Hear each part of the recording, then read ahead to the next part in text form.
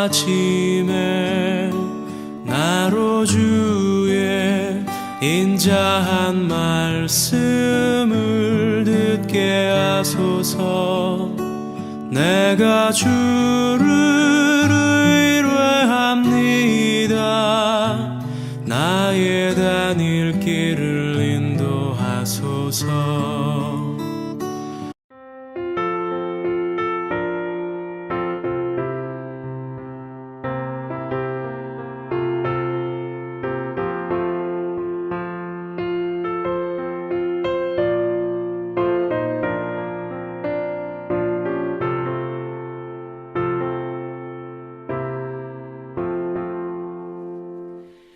예수 나를 오라 하네.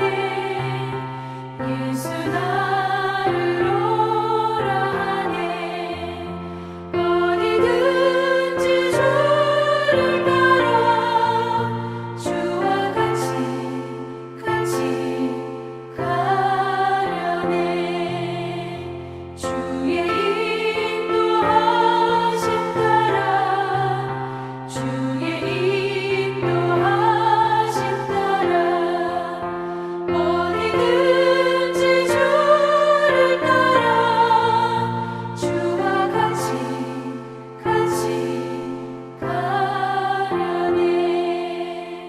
겟세마네 동산까지 주와 함께 가려 하네.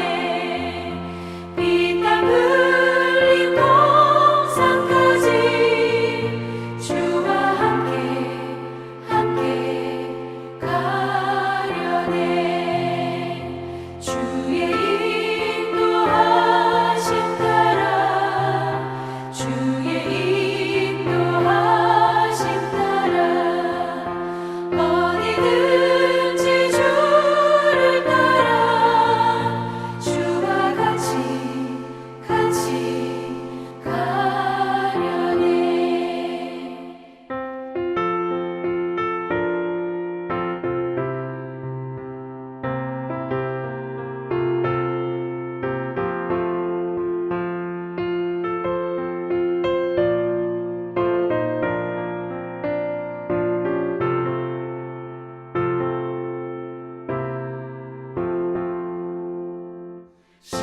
심판하실 자리까지 주와 함께 가려 하네. 심판하실 자리까지 주와 함께 가려네. 주의 인도하심 따라 주의 인도하심 따라 어디든지 주를 따라 주와 같이 가려네. 주가 크신 은혜 내려 나를 항상 돌보시고 크신 영광 보여주며 나와 함께 가시네. 주의 인도하심 따라 주의 인도하심 따라 어디든지 주를 따라 주와 같이 가려네.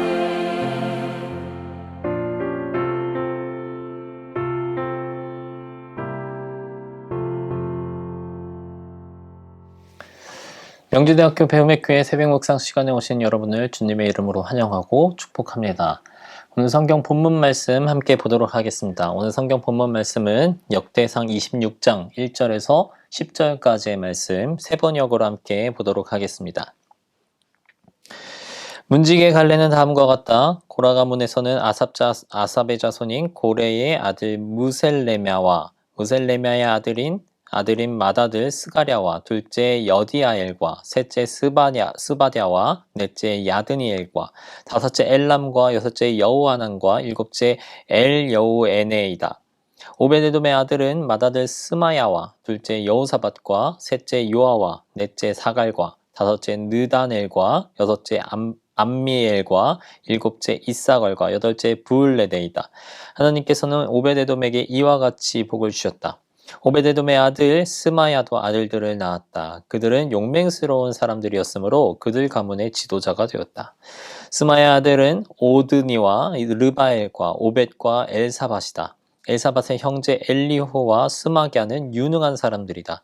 이들이 모두 오베데돔의 자손이다. 그들과 그 아들과 형제들은 맡은 일을 할 수 있는 능력을 가진 용맹스러운 사람들이다. 오베데돔 집안에 딸린 사람은 62명이다. 무셀레미아의 아들과 형제들도 용맹스러운 사람들이며 모두 18명이다. 무라리의 자손인 호사의 아들 가운데에서는 시므리가 족장이다. 시므리는 맏아들은 아니었으나 그의 아버지가 그를 우두머리로 삼았다. 역대상 23장부터 26장까지의 내용은 다윗 왕이 종교 조직의 정비에 대한 내용들을 기록하고 있는 부분이라고 할 수 있겠습니다. 그중 우리가 함께 읽었었던 26장의 내용은 레위인 성전 문지기 24개의 반열에 대해서 기록을 하고 있는 부분이다라고 하는 것이겠죠. 성전 문지기들의 직무는 성전을 세상과 구별된 하나님의 임재에 대한 상징적인 처소로 거룩하게 보존하는 역할을 가지고 있었던 사람들이었습니다. 그래서 할례 받지 않은 사람들 그리고 할례를 받았었던 사람들을 이제 구분해서 입장할 수 있는 자들과 입장할 수 못하는 자들을 가려내는 그리고 지키는 그런 역할을 했다라고 하는 것이죠. 그리고 유대인 율법에서 규정하고 있는 죄인들의 어떤 성전 출입을 막는 그런 일을 이제 하였다라고 하는 것입니다.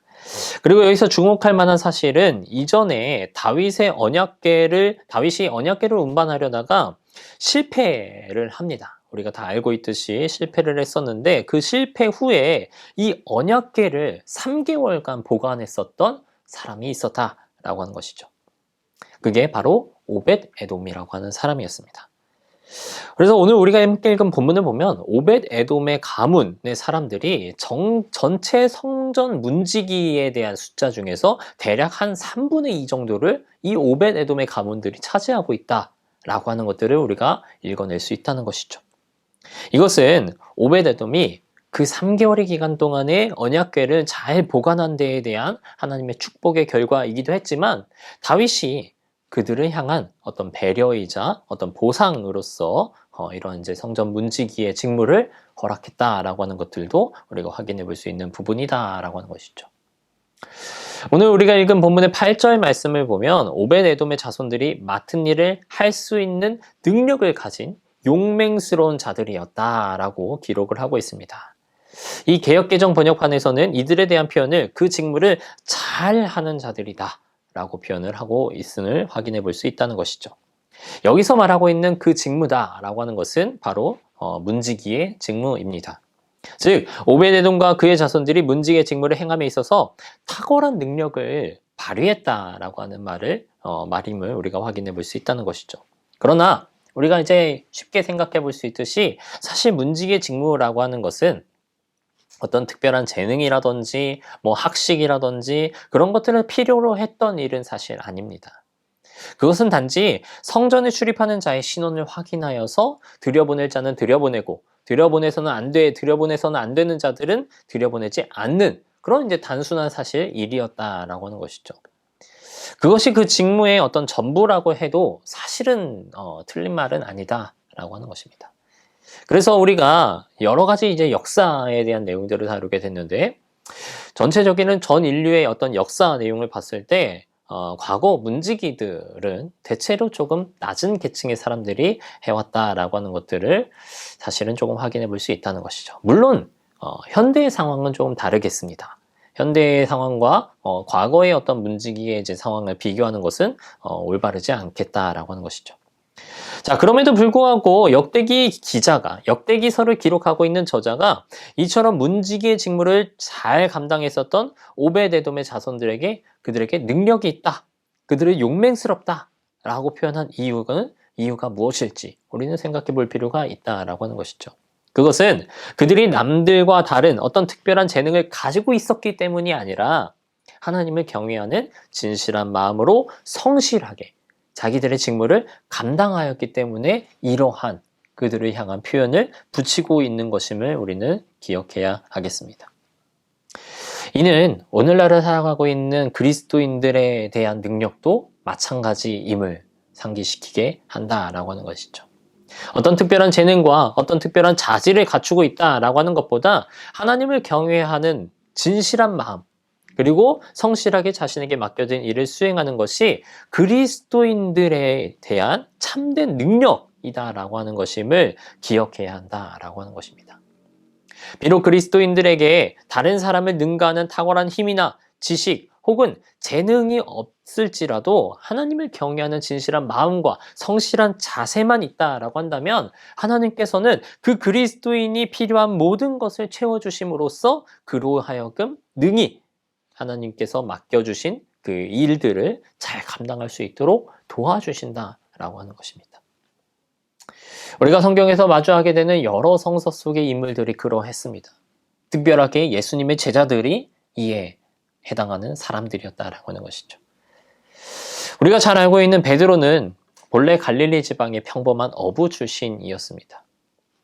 그래서 사실 학식이라든지 어떤 특별한 재능이라든지 이런 것과는 사실 조금 거리가 있었던 사람이었다라고 하는 것이죠.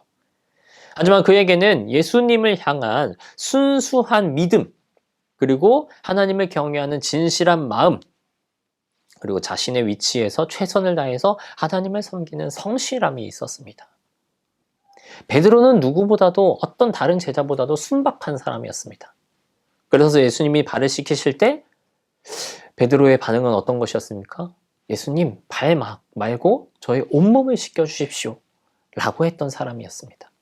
그만큼 조금은 멍청해 보일 수 있을지 모르겠지만 순박한 믿음을 가지고 있었던 사람이었다. 진실된 마음을 가지고 있었던 사람이었다 라고 하는 것을 우리가 여러 성경 속의 본문을 통해서 확인해 볼 수 있다라고 하는 것이죠.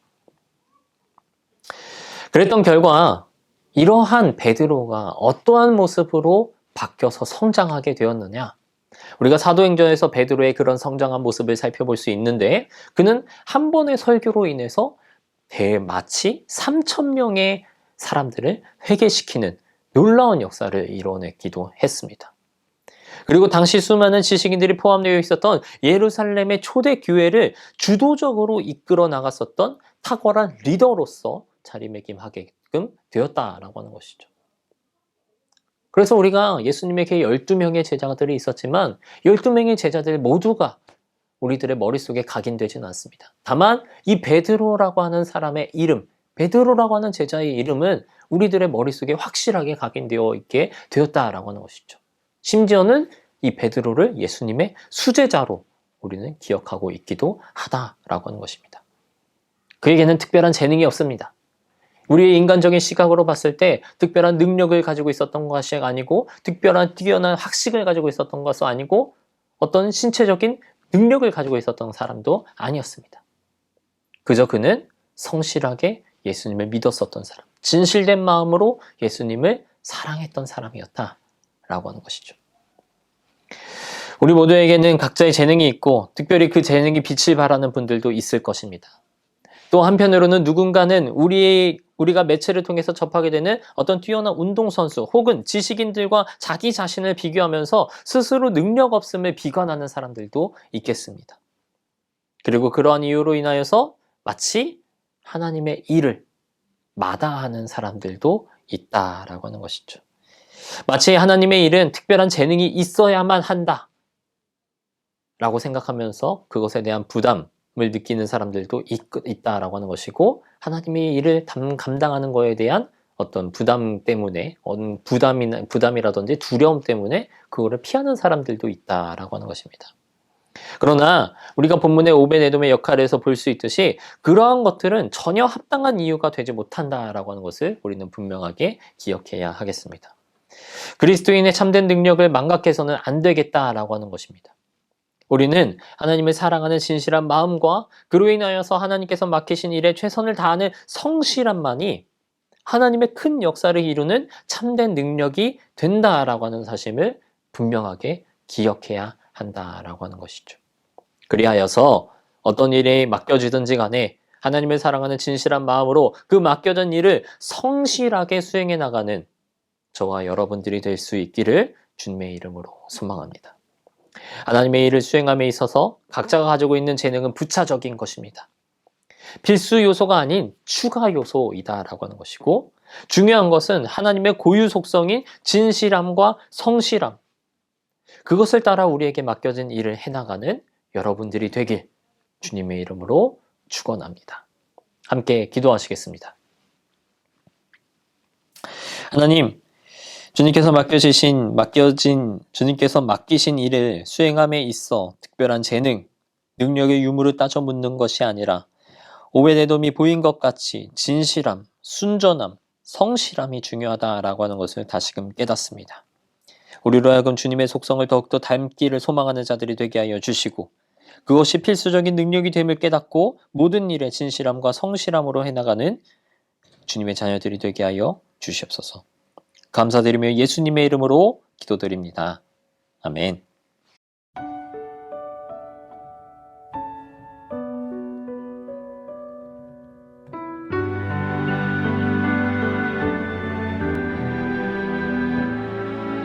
진실하게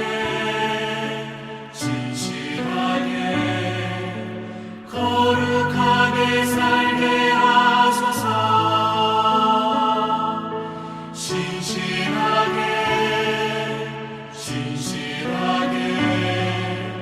거룩하게 살게 하소서.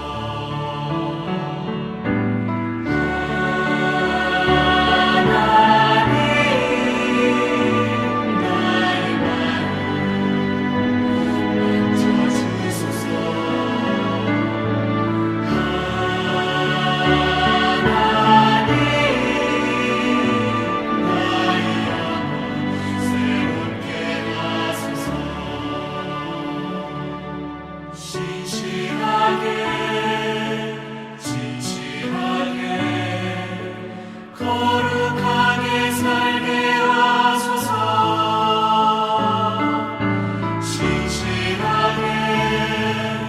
진실하게 거룩하게 살게 하소서.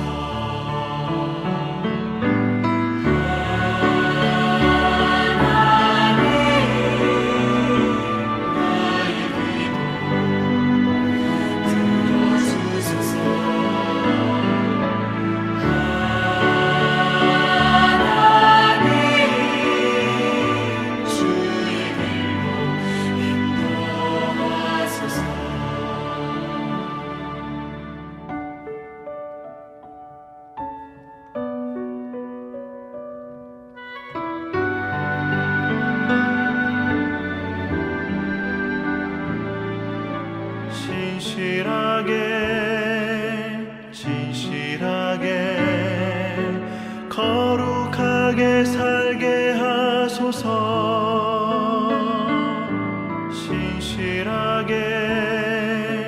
진실하게 거룩하게 살게 하소서.